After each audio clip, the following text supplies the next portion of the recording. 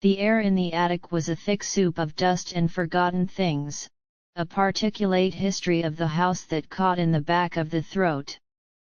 It was a silence you could feel, a heavy blanket of quiet broken only by the scuttling of some unseen insect and the low, resonant hum of a summer afternoon baking the roof tiles outside. I stood for a moment at the top of the pull-down ladder, my head and shoulders breaching this hidden floor, allowing my eyes to adjust to the weak, tea-stained light filtering through the single, grime-caked circular window at the far gable end. And that's when I saw her. A shape in the half-dark, a silhouette of focused intent. My wife, Ilara, was on all fours, crawling slowly across the rough-hewn floorboards, her back a taut, graceful curve, her head down as if following a scent. The sight was so unexpected, so utterly disconnected from the woman I knew, the woman who balanced spreadsheets with a surgeon's precision, who debated politics with ferocious logic, who moved through our modern, open-plan life with a kind of elegant, unassailable authority that I simply froze, one foot still on the top rung of the ladder, my breath held captive in my chest. She was utterly absorbed, a creature of pure instinct in a realm of memory.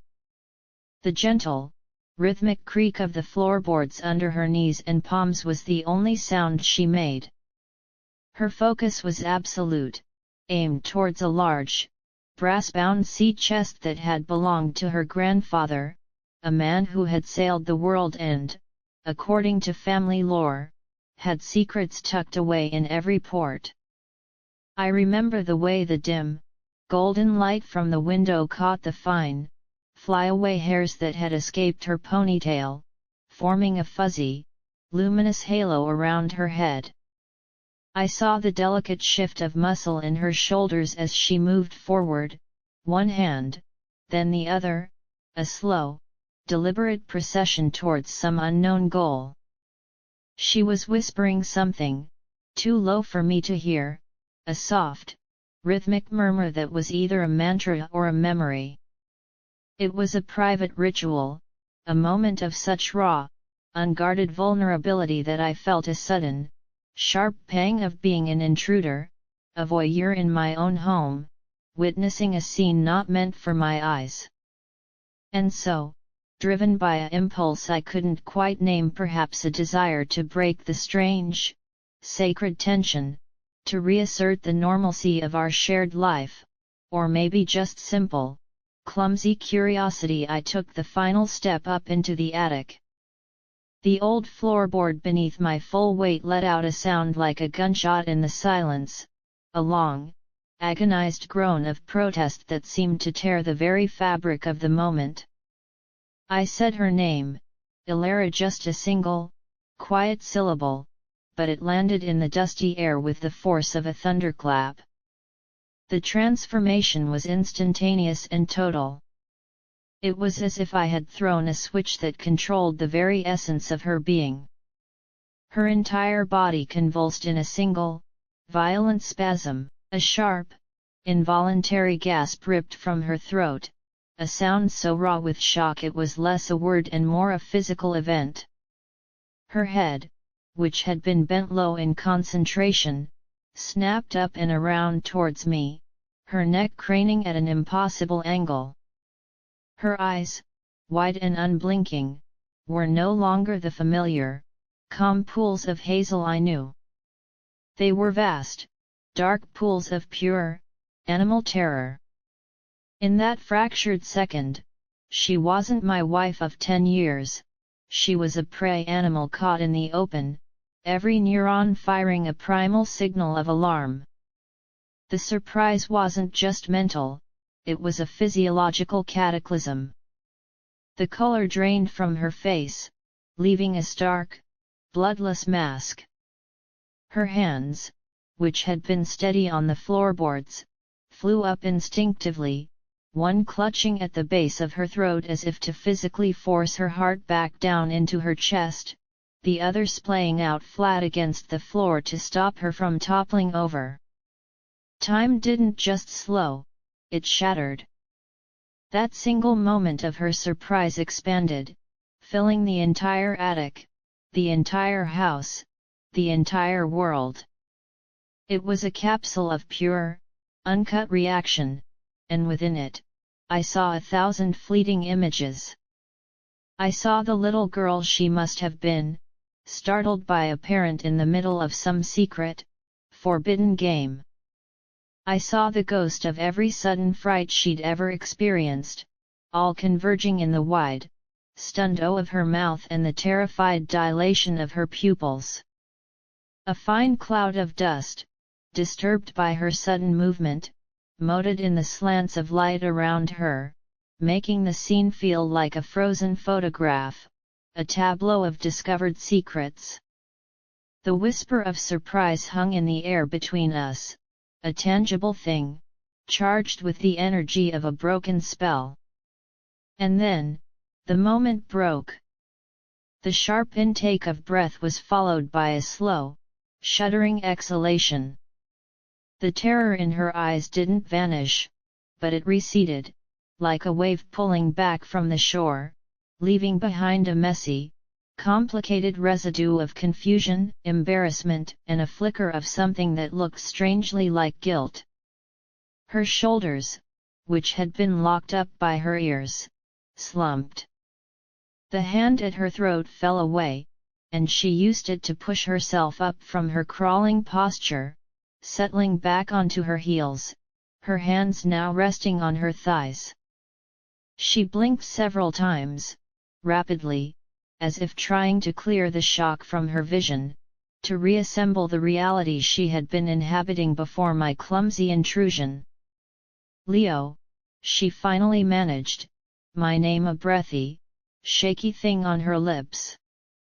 You scared me."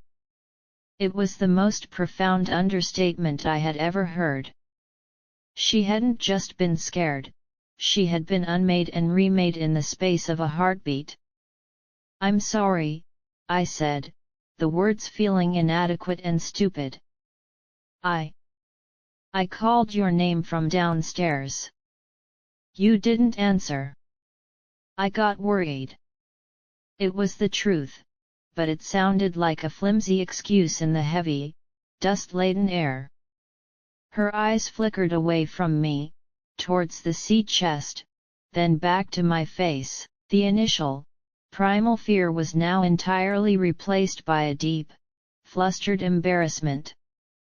A faint blush began to creep back into her cheeks, a slow sunrise of self-consciousness. "I must not have heard you," she murmured, brushing a strand of hair from her face with a hand that still trembled slightly. The silence that followed was different from the one that had preceded my arrival. That had been a silence of absorption, this was a silence of awkwardness, of a chasm suddenly opened up between us. The question hung in the air, unasked but screaming in the space between our gazes. "What were you doing?" I took a few steps further into the attic, the floorboards complaining with each movement. The space was a museum of our shared and separate pasts. There were my old university textbooks, boxed and mildewing. There were Christmas decorations tangled with fairy lights. There was the crib from when our son, Ben, was a baby, now disassembled and waiting for a future that felt increasingly uncertain. And there, in the center of it all, was Ilara, kneeling before the symbol of her own past, the sea chest with its mysterious, iron-hard lock. "I was looking for something," she said finally, her voice gaining a little more strength, though it was still hesitant. She gestured vaguely towards the chest. "An old photograph. I just had this sudden urge to see it." It was a plausible explanation. Ilara was often gripped by sudden, sentimental urges. But this felt different. Crawling. The whispering. The absolute, trance-like focus. This wasn't a casual rummage, it was a pilgrimage. I lowered myself to my knees beside her, the rough wood biting into my skin even through my jeans. The dust, disturbed by our movements, filled my nostrils with the scent of dry rot and old paper. "What photograph?" I asked, my voice soft, trying to bridge the gap my surprise had created. She didn't look at me. Her gaze was fixed on the intricate, tarnished brass work of the chest. "It's of my grandfather. On the deck of his ship. He's smiling. He hardly ever smiled in pictures. But in this one, he does. It's a real, proper smile." She paused, and her next words were so quiet I had to lean in to hear them. "I needed to see a smile like that today." And there it was. The hook, not just in the startling event itself, but in the profound, unspoken context that surrounded it. Our life, for the past year, had been a master class in quiet strain. The easy, laughing intimacy of our early years had been sanded down by the relentless pressures of work, by the exhausting, beautiful demands of parenting a willful 8-year-old, by the slow, insidious drift that can happen when two people are so busy navigating the rapids of life that they forget to check if the other is still in the boat. We weren't in trouble, not in any dramatic, marriage-ending way. But we were in a flat calm, a windless sea where the days bled into one another with a monotonous predictability. We were functional, a good team, but the spark of wild, unexpected magic had grown dim. Her need to see that photograph, to connect with a moment of unburdened joy from a generation past, was a symptom of that flat calm. Her crawling was not just a means of locomotion, it was a posture of searching, of yearning, a physical manifestation of a deep, internal hunger for something genuine, something elemental that our sanitized, scheduled life was lacking. My surprising her was more than just a jump scare, it was an interruption of a sacred quest. I had not just startled her body, I had shattered a fragile, spiritual moment. We stayed there for a long time, kneeling on the floor in the dusty attic. I didn't press her further. Instead, I reached out and covered her hand with mine. It was still cold from the adrenaline. She flinched at the initial contact, then turned her hand over and laced her fingers through mine, her grip tight, almost desperate. We sat in the quiet, the dust settling around us once more, the memory of her profound surprise now a third presence in the room. That single, expanded moment became a pivot point for our relationship, a story we would later refer to in whispers, a foundational myth of our own making. "Remember that time in the attic?" one of us would say, and the other would smile a knowing, complicated smile. It was the day I saw the hidden Ilara, the woman who crawled on floors and whispered to ghosts, the woman who existed beneath the competent, composed exterior. And it was the day she saw that I had seen her, truly seen her, in all her vulnerable, surprising strangeness. The surprise was the catalyst, the shock to the system that our stagnant connection desperately needed. It was the first, loud crack in the ice, and from that fracture, a long dormant stream of truth began, slowly, to flow again.